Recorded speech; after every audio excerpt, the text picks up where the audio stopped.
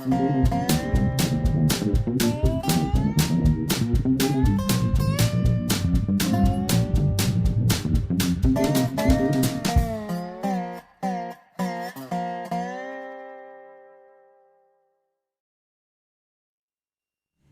is Dave Monk, your Prairie Monk, WEFT Champaign, 90.1 on your FM dial. And Dave on the board. And last week we talked about trails, and this week I'd like to continue that with some interjection. The Historic Museum advertised very well a walk, a city walk. The leader would be T.J. Blakeman, who is a city planner and very knowledgeable in the history of the city. I've looked at a lot of the historical aspects of Champaign, and he's knowledgeable and speaks well.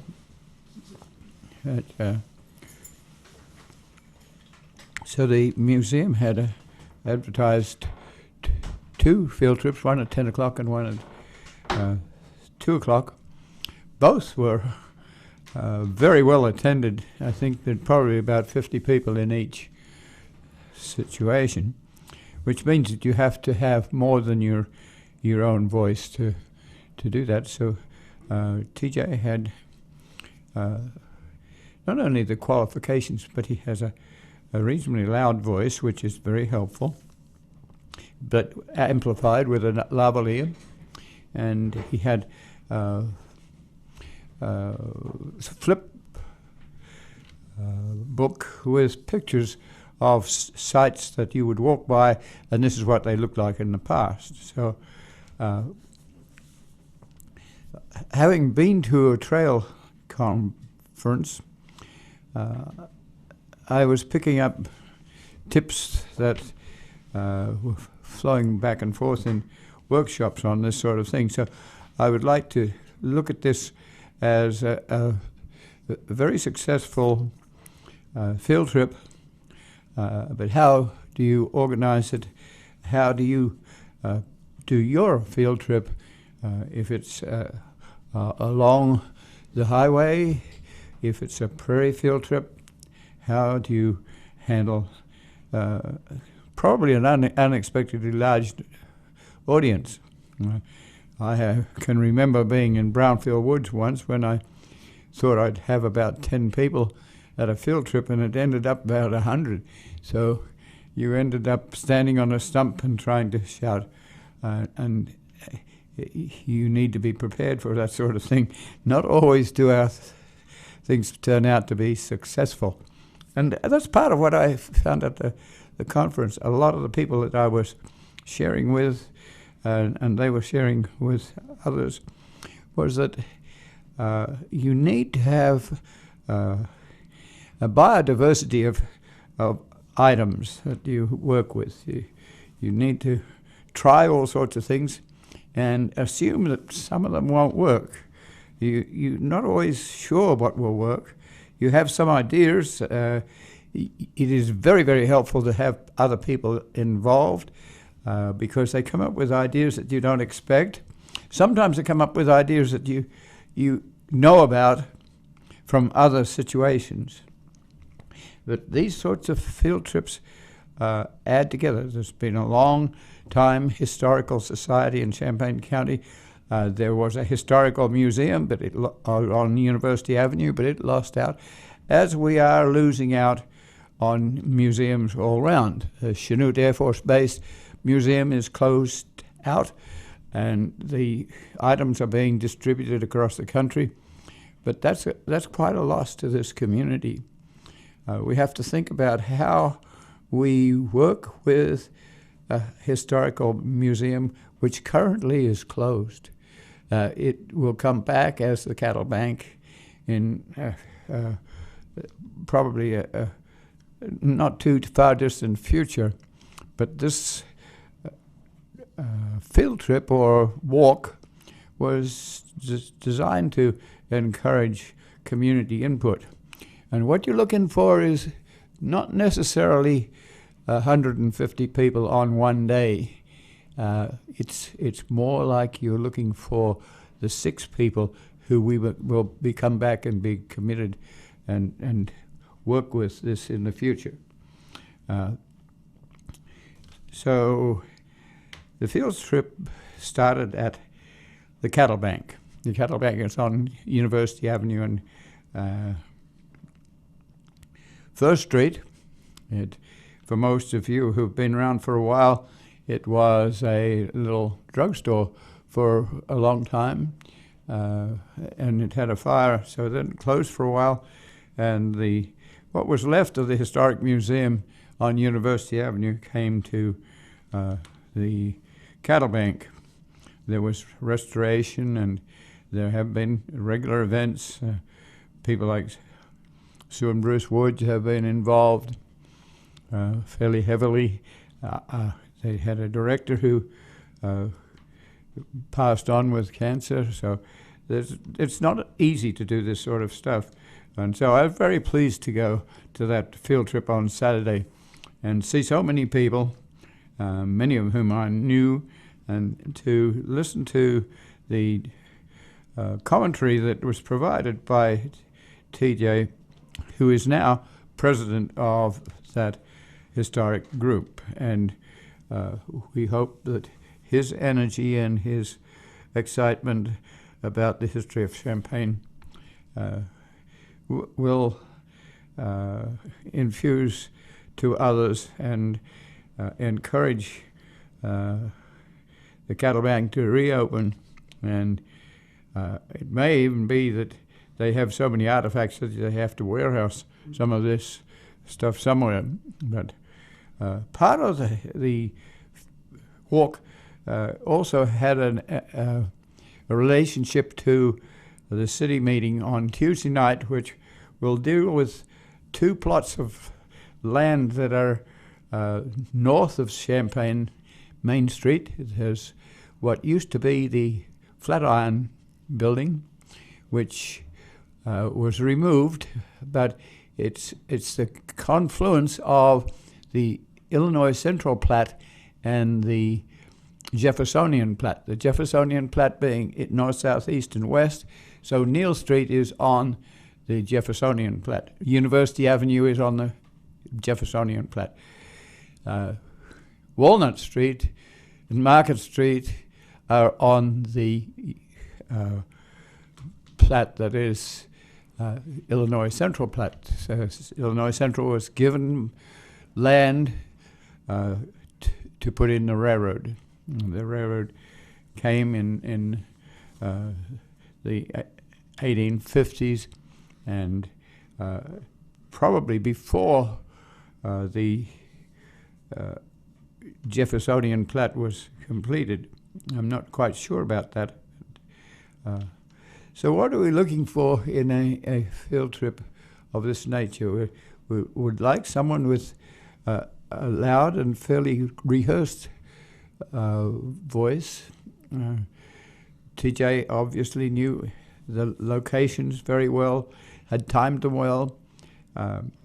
You can't expect a lot of input from people in this case, but he had lined up historians who had different specialties.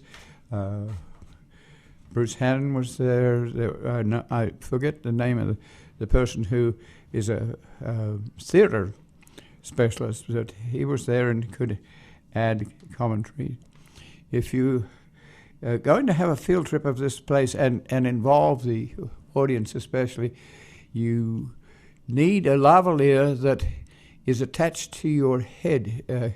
He didn't have that. He had a lavalier attached to his collar, which means that when you turn your head to ask some person to input a theater comment or something like that, then the audience doesn't hear the relationship because the lavalier stays in the one position and your head turns to the side.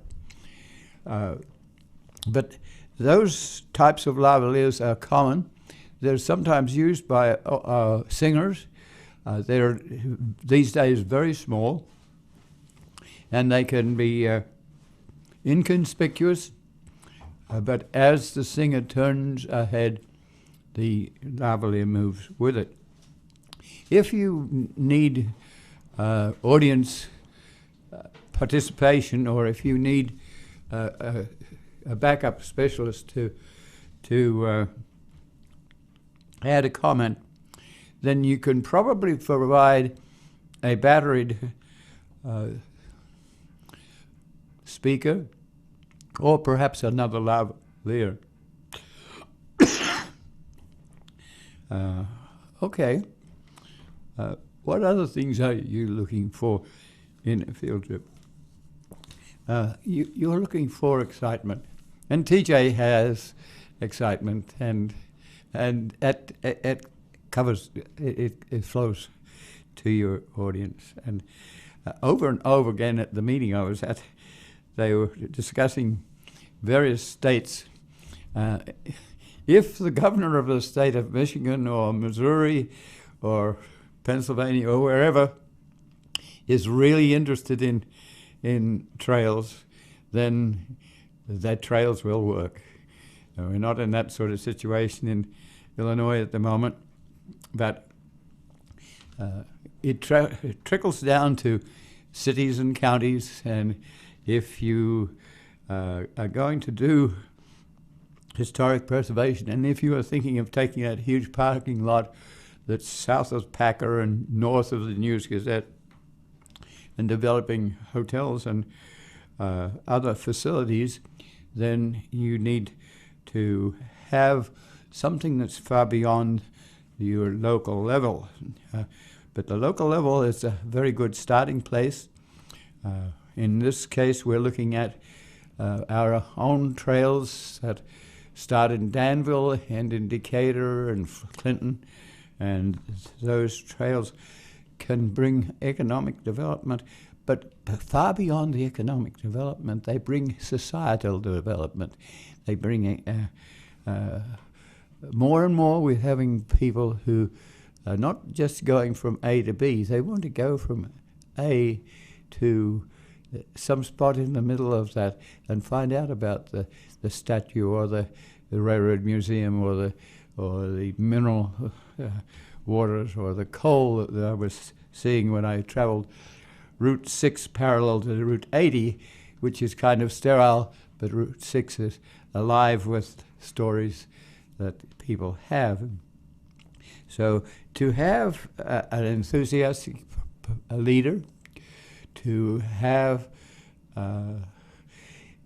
good information, to have it organized, to have sites that you can get to. Sometimes you need a space where the audience, who, in this case, a lot of the people that were there had stories of their own, but they were very kind. They knew that this was a limited walk, and you didn't interject into that. But a spot where you can sit and communicate so these people can talk to each other is good.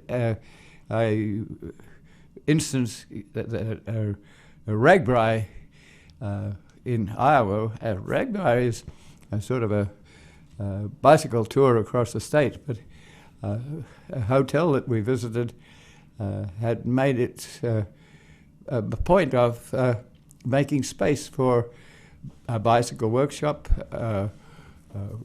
and also hotel accommodation, and that allowed people to talk to each other, to experience what they had seen as a high bridge or whatever. So sometimes a small stopover is important because that group of 50 people can't necessarily talk to each other after a comment is made. It's good to have a site where you can rumble around for a little while, but that's more for sort of a longer day field trip. This was just 2 hours, and it went very, very quickly. I want to add a few more comments. The fact that it was advertised well in the News Gazette was good. The there's just having an organization that's behind it. So that's enough about trails in general, but I do worry about the overall regional planning for trails between the various counties that we're in East Central Illinois. We even mentioned last week a 6,000 acre prairie in the middle of a cornfield, and I'm not sure that's going to happen in East Central Illinois, but that sort of possibility is there and is off the Highway 80. It's on the old routes like 74 to Danville, like 72 to Decatur, like 10 to Clinton, like 45 to Kankakee. We look for all the interesting things that are 10 miles on either side of the road. There will still be the athletes that want to get from A to B, but there are also the people who will want to have a drink here and go to 4 spots along the Ragbri and find an interesting motel that they can stay at, and then find that the facilities in that street, that area, are labeled so that in this case, there's many people that haven't taken this walk, but if you had a walk established with signs that people could see, it would be very helpful. And you could do your own walk. It wouldn't be quite so voluminous, but a little handout would be helpful. And sometimes a handout is tremendously helpful. If people are interested, they can go home and read. And that's also important for children. Sometimes the children are educating their parents. And just a simple brochure that you can put in your hip pocket, and not something big that you sort of have to destroy to fold up to put in your pocket, but something that is easy to handle, is a rather helpful tool that lasts out there for a while and may just get handed around. If it's on the internet, that's also helpful. In this case, the whole plan for doing things in the area north of Champaign is associated, and that is on the web, so you can go to champaign.gov and get that. So field trips don't just happen by themselves. Okay, we're going to start off with the cattle bank. Mm-hmm. The cattle bank, we will drop pictures in for you here with our Urbana Public Television and with YouTube. So expect to see some pictures. So I'll talk enough about each site so that you will be able to see a picture. We started the cattle bank, and it was there because in the 1850s, early 1850s, before there was even railroad, there was a need for people who were growing cattle to know that people who were buying cattle for the Chicago trade and other places, the horses would even get spooked because there were people who would like to take the cash that was traveling on the horse. So it was important to have a bank where you didn't have to necessarily carry a lot of cash. So the Harris family was involved with this to a large extent.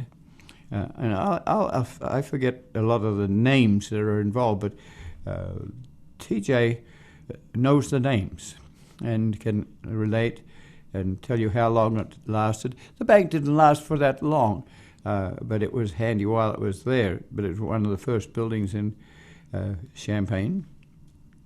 Champaign is Champaign because Champaign was in Champaign County, Ohio, and Urbana was in Ohio, in Champaign County. So people moved across the country. They would move from New York to Ohio to Champaign, Illinois. The railroad went through Champaign, probably because of the topography, maybe a little bit because the small towns that were established before railroads came didn't always want a huffing, puffing train to come through and leave its soot and coal and whatever there. So sometimes the railroads went through in a different place. Sometimes the railroad was put in and the town that was away from the railroad moved. Like if you're in Homer, Homer has been moved from its original location on the Salt Fork River to Homer. So we had Champaign County, and then there was West Urbana, because you had the courthouse and the elements of a town in Urbana, but this was a new town that was going to grow up around the railroad. And by about 1860, West Urbana became Champaign and had its own jurisdiction. TJ said a little bit about that, and then we do in the future have bankers, and most of the Trevitts and Mathers, the people who leave their names on the local streets, were the people who set up banks that were bigger and more influential than the cattle bank, but the cattle bank was functional. The next stop was on the railroad. The railroad exists now, and there we have glacial till and dirt that was removed from Paxton. Paxton has a really high moraine, so as you go through Paxton now, you go through cutting, and the cutting is you don't really see around it, but that cutting, the soil came down to Champaign and created underpasses, so that at that time, this is probably about 1924, the traffic was being held up by about 30 trains a day, and so they moved the railroad line up just on the east side of the present railroad depots, and made underpasses, and even the interurbans and walkways went under the railroad, and that's as it is today. The original railroad was on the west side of the present railroad station, so you have a 1919 railroad station, you have the Black Dog Saloon, in an older railroad station that was on the site of the 1919 railroad station, but was moved north so that the new railroad station could be built in, I think, about 1819. Oh, sorry. 1919 is right. So we moved on to take a look at the two railroad stations that are there. There used to be a dome house, which was the center for activities that were railroad. It burned in the long run, but TJ had a picture of that, and that was helpful. I don't know how you do this otherwise, but the pictures were fairly small, so you didn't get to see too much. But I was thinking that somehow we could have an assistant who would hold up a bigger picture, but the bigger picture would cost, you know. So there's a limit to what you can do, and this was very good. So the railroad moved down past what used to be Varina's on Main Street, and down in front of on the west side of the Mass Transit Building, or MTD, and then went over a bridge over Logan Street and then on south. You very rarely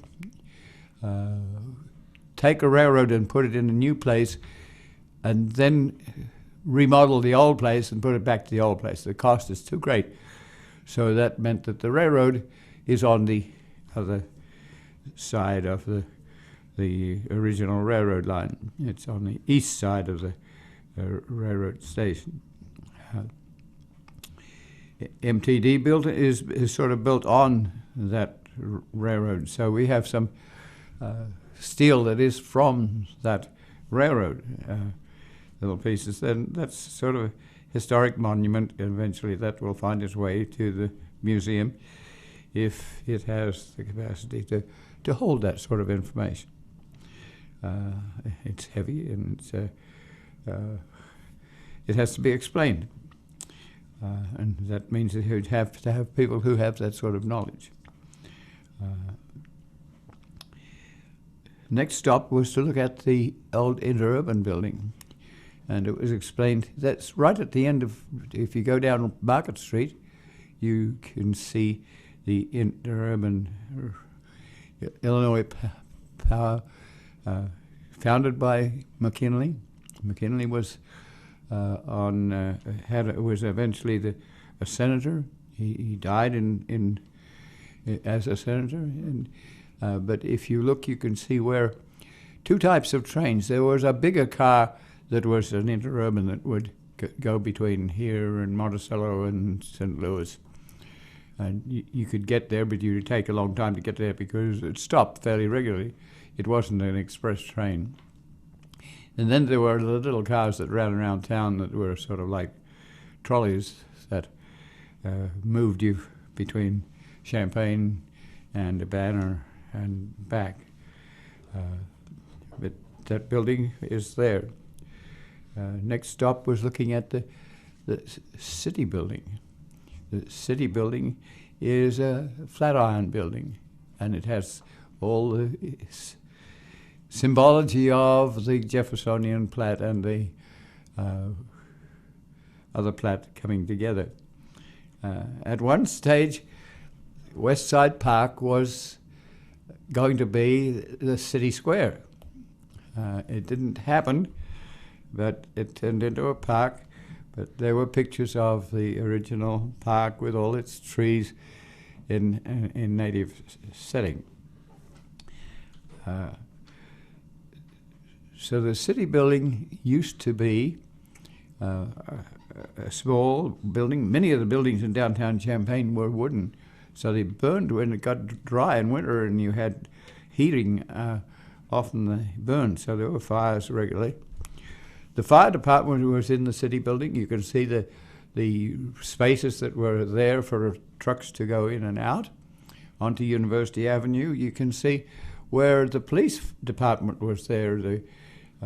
I can remember actually reporting into a situation where I was involved in somebody's a theft occurring, and the situation was handled in the basement of the city building, which faces onto University, onto Neal Street, and onto that little street behind it.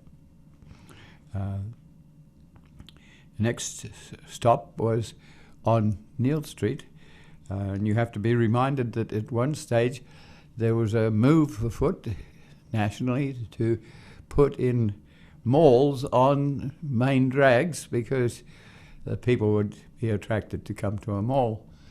That worked a little bit, but it often caused a blockage. And in this case, Neal Street was blocked off, and if you know the streets in downtown Champaign, that meant that people coming off of something like 72 would come south on Neal Street and then have to go waddle through other streets to get around this mall. Didn't work very well, and so it took $1 million to put it in and $1 million to take it out. So that discussion was there. But there's also the building that the Lewis family had across the way, which burned and then was replaced. There used to be an Oddfellows building there too. It's now, all that area is owned by Busey Bank. We walked up that street and across to the Virginia Theatre and discussed it and who created it, and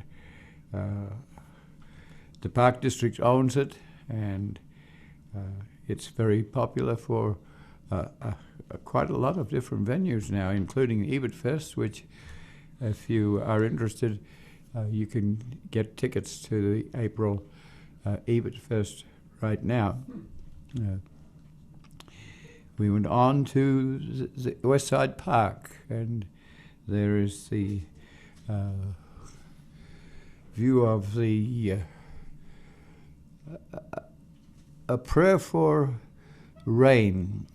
There's a statue in the middle, and in summertime it has water and has fountains, and there's a whole history to that.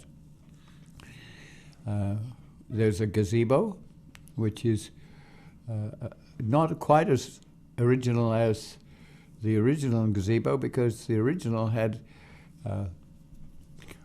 toilets in the bottom that often became a problem. So now park districts tend to assume that you will use your toilet at home, and there will be enough park places that are near to home that you can not necessarily have to have a toilet in the park itself. So, but the gazebo is there in a reconstruction. There's University Avenue. There's some of the houses that belong to families that were original. There's a funeral homes there. There were churches. The churches are still there. The Burnham Athenaeum is there, and so the crowd moved from the center of the park to the Presbyterian and Methodist Church corner. I remember coming to the States, and one of the first things I could not understand was that the Methodist Church had been modernized so that you had a modern facade looking onto Church Street, and there were gargoyles up above, and it seemed to be a strange thing to have those sort of almost plastic concrete front compared with a gargoyle which goes back to pagan days, and those symbols are still there, but there's a pragmatism to this, so you have to understand that. Coming along a little further, you get to the Springer post office, and there was a post office converted to a park district center for art and dance and all manner of things. You can't go in the front door really, because it's not easy to access that way. You access it through the back door. But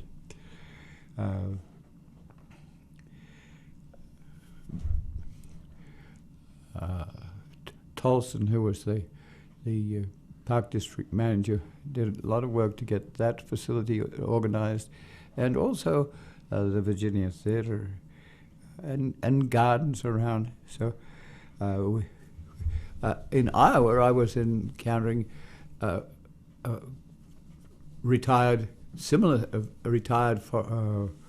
post office that became a library, and then the library went somewhere else, and there was this empty building for a number of years. And so someone who had the goal to decide to request, put in a request to the library for $1 to buy the building and put it into a community center, and it happened, and the board approved. And these are the sort of things you look for, you don't expect, and it's amazing when it happens, but it often does happen.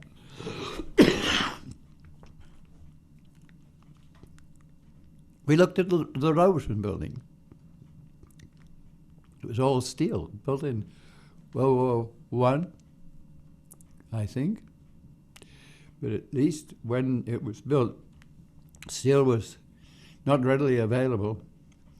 But a lot of people used to attend events on the roof of the Robeson building. The Robeson family is still very much around, and they do a lot of things in Rantoul and southwest Champaign, Robeson Parks, like, and they are on boards and foundations that help to do interesting things in this community.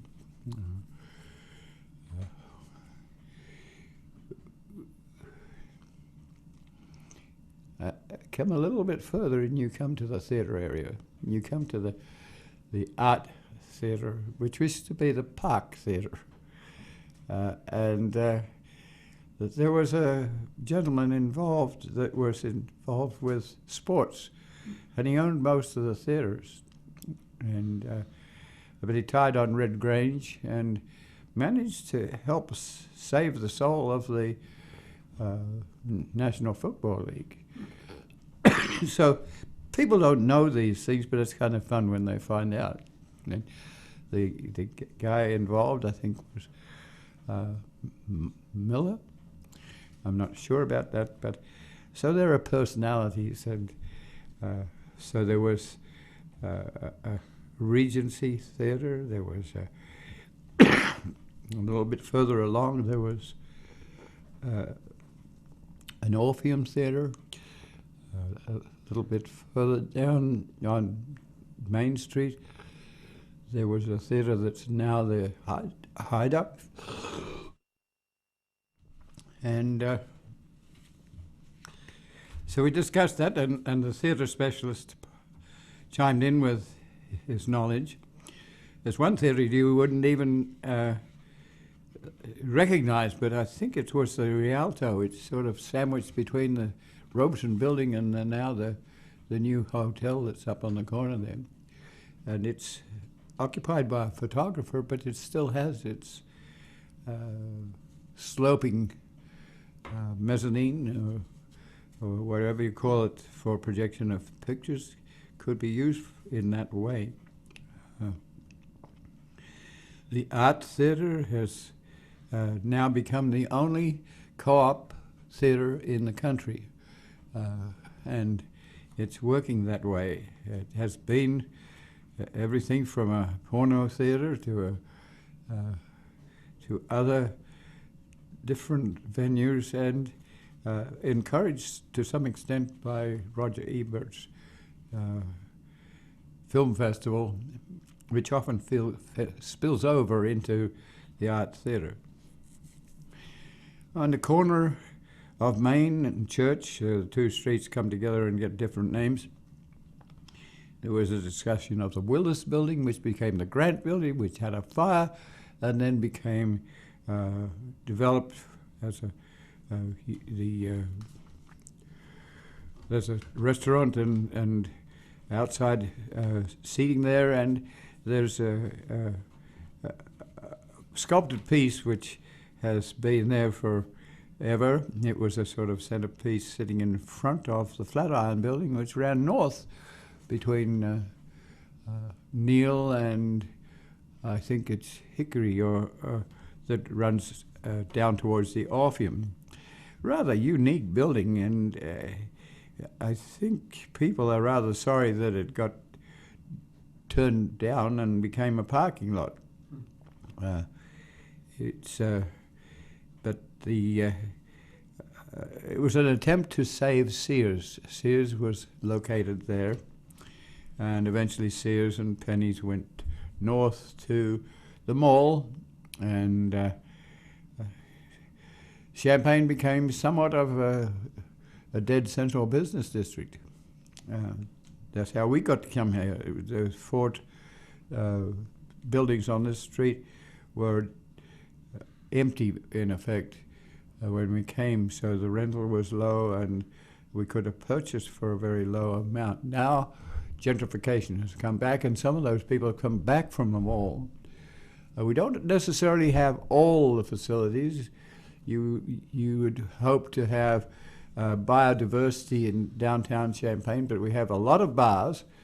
We don't have a lot of hardware stores or dress shops, or you might have a boutique, but there's not a total balance, but it's happening. And that's what's part of this, what the city is about, is to try and generate a downtown center that has hotels, and I hope that there's a continuing relationship to groups like the Packer Preservation and Conservation Association, which is on the Washington Street end of this. There's the potential for the co-op having a second leg coming from Urbana to Champaign on the corner of Washington and Walnut. There's the vegetable gardens that have been given interimly to the North End community, just north of the railroad line there. So I'm sort of hoping that when development occurs here, and it's sort of talked about for perhaps $95 million involved here, and that's what the meeting on Tuesday will be about, is for the city to decide if it wants to develop that parking lot in front of the Orpheum Theatre and the Children's Museum, or if it wants to, or if it wants to take the plot that's on north of the News Gazette and south of Packer Building, on the west side of Walnut, and I think the other street behind what used to be Sears was Fremont or something like that. And so what would you picture there? If you were putting in a hotel, would you have a hotel that's very fancy? I was in Iowa just recently, and if I wanted to stay an extra day, it was going to cost me $210. So I stayed at a Motel 6 for $40. So, but that means you have to travel out of town. So how do we relate more broadly to motels, hotels on 74, 72s, 45, 150? There's a balance here. So how do people that might be going to Packer and to the co-op stay in downtown if they would want to in a reasonably priced hotel? Okay, so we're at the corner of Main and Church, and we're looking in the distance to the Orpheum Theatre and the children that is housed as Children's Theatre. They've taken a facade off the front of the building and returned it to its original things. It has a what do you call it? A kiosk at the front, so that you know where the Orpheum is. A little bit like the kiosk in front of the Virginia Theatre, only a little simpler. Come along and look at Penny's. The Penny's has been clad with News Gazette took it over, but the original building is there, has been clad with granite from Italy, and so it's got a sort of fancy facade to it. Across the road, a couple of buildings have been taken down. There's Kaufman building, and there was a building that was occupied by the Sholem family, and they have the urns on top of the roof. The elements of history are there, but that area has lost some of its buildings. So how do you infill here and provide facilities for parking or banking, drive-through banking? On the north side of the road where the Penny's is, between Penny's and Neal Street, there was a huge complex which included the Grant building, and that burned. And the Champaign Arts Council had a building on the third floor, and in the fire I could see a grand piano sitting up there about to be destroyed. Come along further and you get to the First National Bank. This grandiose front piece, and was a major bank. I think the Harris family was involved, and it had a very fancy inside. It's been remodeled, but some of the tables and facilities are still in town and can be exhibited in places like other banks if there's a willingness. So some of this sort of development depends on other people having ideas and how they could express. The building that was added onto that rather palatial building was very much a modern building and doesn't really relate to the older building. Across the road is there's a building that's owned by Dr. Youngerman, which will be is being developed by the Neto family, and will be a bar that will open shortly. And that is an older building. It has they've taken off any facade, and the front has an I-beam that simulates the first I-beams being put in by communities that usually only could have excuse me, narrow sites because the beam across the front would have to be a wooden beam. Once they found I-beams, then the I-beam could extend the width of shop fronts, and it would relate to cast iron panels that would actually be a part of the structure of the building. And so you can see that in, I think it's called the Empire Building on the corner. Across the way is one of the oldest buildings in Champaign. It's a building that houses the drum shop, and you can look at it side on to see that it has a window structure that is rather old but still used. And then there's the Kuhn family. Dr. Youngerman is the son of his father, who was a surgeon and ear, nose, and throat doctor, and his son Bill is similar. And Bill's done a lot to preserve some of these areas. His family built the Kuhn store, and that's on the north side of Main Street, Church Street having changed to Main Street. And then across the way is the Lincoln Building, which has been designed for attorneys in about 1919, and still has a lot of attorneys in it, but also the artists have moved in there. And on the 4th and 5th floor, there are a number of artists. You come along a little further to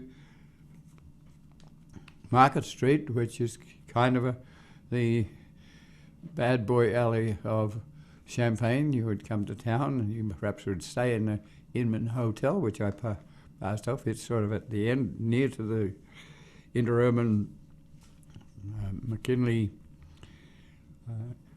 Illinois Power depot for trains or interurbans. But all along Market Street there were bars and places that where people enjoyed themselves, and it was on the seedy side of Champaign, near the railroad. You had a livery stable, which is now part of the News Gazette. It had 4 stories, but the top 2 stories were breaking down some, and Mr. Kuhn was nearly hit on the head by a piece of falling rock, so the top 2 floors were taken off. So the harness factory is now a News Gazette facility there's only 2 stories. Then we were back at another theater. It's now the High Dive, and I forget what the name of it was, but it has been everything from a porno studio to a church to now a bar, and a rather successful bar. The trip wound up outside the Black Dog's Saloon, which is the old railroad station, and TJ accepted questions and walked with people to the cattle bank, and I had asked if he might be on this program today, partially because I was interested that something should be said about the plots of land north of the News Gazette and the Flatiron area on Neal Street. I thought, but you know, Sunday is a difficult time to have people come, so we often, as community development people, often are denied the opportunity to have people to speak on Saturday and Sunday. The feedback that I got on Tuesday when we were there, much greater than I get on the weekend. And you also have to realize that people like ourselves have to be out and about on the weekends. There are also X number of very active other community affairs on Saturday and Sunday, so your listening public is very small. And we don't have a Nielsen rating on this, but it's important to have biodiversity in your public relations, because certain people can handle certain days, but the idea is to infuse your information across the week, across the spectrum, and across music. So we have those sorts of debates with WEFT, and that's interesting, and it's going on at the moment. And Sandra Alton is working to try and figure out how WEFT fits into the public various genres of music and other things. And WEFT is asking for your input at this time, and we wish that you would be able to do that. In there somewhere is Folk and Roots, which is still running this weekend. And David, do you have any input for them? You sometimes do a harmonica workshop. And as a matter of fact, I got to do that, as I was mentioning yesterday at the workshop, that the Folk and Roots has been going on now for 7 years, and for all 7 years I've gotten to teach this harmonica workshop, and I had just about 20 people yesterday crammed in. You give out mouth organs too. I'm sorry? You give out harmonica? Exactly. Basically, I've made this great arrangement with the Folk and Roots people. They put up the money for a bunch of harmonicas, and Corson Music, which is right there in downtown Urbana, gives us a really good discount on the harmonicas. They're very introductory level, and so we had 20 harmonicas to give away to about 20 folks who came in there yesterday, and we spent a couple of hours. The first hour you spend kind of just playing folk music and teaching people the basics of how to play single notes on the harmonica, and then the second hour continued that, talked a little bit about do's and don'ts of harmonicas in general, and then we finished the second hour talking about the blues and how you can take the standard folk song harmonica, how you can play the same instrument and make folk songs on it, and then if you just play it slightly differently, start out a different note on the harmonica, suddenly you're playing the blues, and it's all the same set of 10 holes on the harmonica, and it's all in the way that you It's where you start the instrument. And I think everyone finished by believing what I'd say several times during the 2 hours, that it is such a simple instrument. Everybody can learn how to play the harmonica because all the notes are in the correct key. You can't play a note that's in a different key from the key of that harmonica. So yeah, I had a great time, and I actually got to go and listen to a couple of other things as well. There are all these great jams. All these performers in the community get together during this weekend, and they play bluegrass, and then comes blues and a bunch of other things. Are there any things that are special this afternoon? I'm afraid I think it's done now. I looked at the schedule. It ended last night. John Gorko is in town, and he played over at the Iron Post, and that was it for the. I think there is. While there was stuff earlier before the weekend, I think there were things already on Thursday and Friday. But my understanding is that today there's nothing. Everything has been packed up. Those are the sorts of community activities that really make a difference. So if we're thinking about Danville, Decatur, networking across the country, those sorts of facilities are important.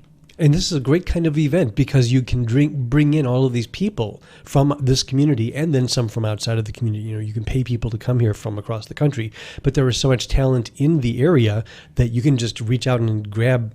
Joe Asselin is a harmonica player in town, and he led the blues jam, and you've got other people in town who can do the bluegrass jam, and it's all part of this great community right here. It's tremendous. And it's actually afternoon, too, so we should probably, I think, be wrapping, and I forgot to put on the music. Thanks for listening. This is Dave Monk, your Prairie Monk, WEFT Champaign, 90.1 on your FM dial. And Dave on the board. As always, the views and opinions expressed here are solely those of the speakers and nobody else.